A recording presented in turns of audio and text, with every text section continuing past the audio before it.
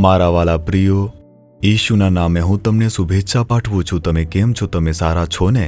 શું તમે આનંદિત છો? આજના સવારના સમયે તમારા હૃદયની અંદર વિચાર કરો, તમારું હૃદય કેવું છે? શું તે હળવું છે અને આનંદી છે? જો પ્રભુ આપણી સાથે છે તો આપણા હૃદયમાં હંમેશા આનંદ ઉલ્લાસ રહેશે, હંમેશા ખુશી રહેશે. કોઈ તેને છીનવી શકતું નથી. એ પ્રભુની ઈચ્છા છે. જો આપણે પરમેશ્વરની ઈચ્છામાં હોઈએ તો કોઈ પણ પરિસ્થિતિ આપણને અસર કરશે નહીં. આપણે હંમેશા આનંદિત અને પ્રસન્ન રહીશું. ઈશ્વરની ઈચ્છાનો અર્થ શું છે આમ પૂછો તો બાઇબલમાં તેના વિશે ઘણી વાતો કહી છે. પ્રભુની ઈચ્છા છે કે આપણે તેમની સ્તુતિ કરીએ. પરમેશ્વરને તે પસંદ છે. આપણે બીજાઓ માટે પ્રાર્થના કરીએ, તે પ્રભુની ઈચ્છા છે. આવી ઘણી વાતોનો ઉલ્લેખ છે. આજે આપણે એક જ કાર્ય જોશું, એક વચન. પ્રભુએ કહ્યું, મારા દીકરા, મારી દીકરી, આ મારી ઈચ્છા છે. શું તમે આના પર ધ્યાન કેન્દ્રિત કરશો? પ્રભુ મારે શું કરવું જોઈએ? 1 થેસાલોનિકીઓ 4 અધ્યાય તેની 3જી કલમ. તમારે માટે ઈશ્વરની એવી ઈચ્છા છે કે તમે પવિત્ર થાઓ અને વ્યભિચાર ન કરો. પ્રભુ કહે છે, મારા બાળકો, તમારે પવિત્ર થવું જોઈએ. તમારે હમણાં કરતાં વધુ પવિત્ર બનવું જોઈએ, વધુ પવિત્ર બનવું જોઈએ, એમ તે કહે છે. શું કોઈ કહી શકે છે કે હું સંપૂર્ણપણે પવિત્ર થઈ ગયો છું? નહીં. હું લગભગ છેલ્લા 52 વર્ષથી આ સેવા કરી રહ્યો છું. 52 વર્ષથી હું દરરોજ બાઇબલ વાંચું છું, પ્રાર્થના કરું છું, સેવા કરું છું. હું એ બધું કરું છું, પરંતુ શું લાગે છે હું સંપૂર્ણપણે પવિત્ર છું? હું ક્યારે આવું વિચારતો નથી. નહીં, હું પૂર્ણતા તરફ આગળ વધી રહ્યો છું. જે પવિત્ર છે તે હજુ પણ પવિત્ર બને એવી રીતે પ્રભુ કહે છે.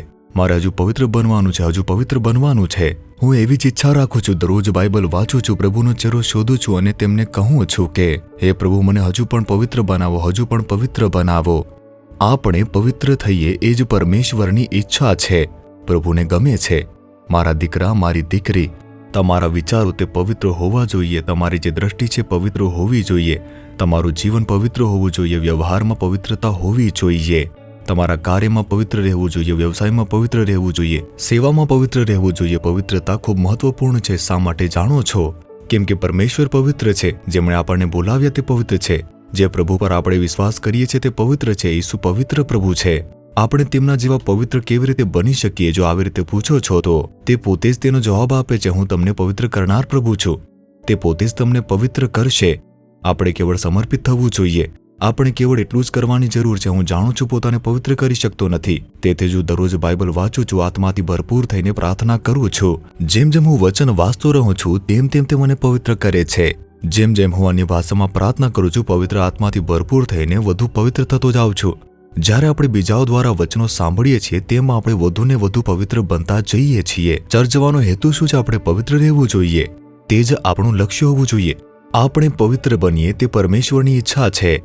તે માટે પોતાને સમર્પિત કરવું જોઈએ. મને પવિત્ર કરો એમ કહેવું જોઈએ. હું તો પવિત્ર બની ગયો છું. ક્યારેય એવું ન વિચારો. તે ખૂબ જ ખતરનાક વાત છે. હમણાં જ કહો, હે પ્રભુ, હું હજી પણ પવિત્ર રહેવા માંગુ છું.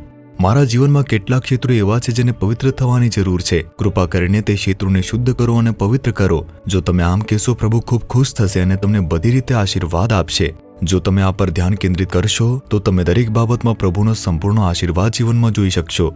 કારણ કે તે પ્રભુની ઈચ્છા છે. જ્યારે તમે તેમને શોધશો ત્યારે બાકીનું બધું જ આશીર્વાદ તમને આપવામાં આવશે. તમારી પાસે ઉપચાર, મુક્તિ અને ભલાઈ બધું જ રહેશે. ચમત્કારો રહેશે. તમારા માટે નવા માર્ગો ખુલી જશે. શું તમે કહેશો? તમારા હૃદય પર હાથ રાખો, કહો, હે પ્રભુ, મને હજી પણ પવિત્ર બનાવો. હે પ્રભુ, મને હજી પણ તમે પવિત્ર બનાવો.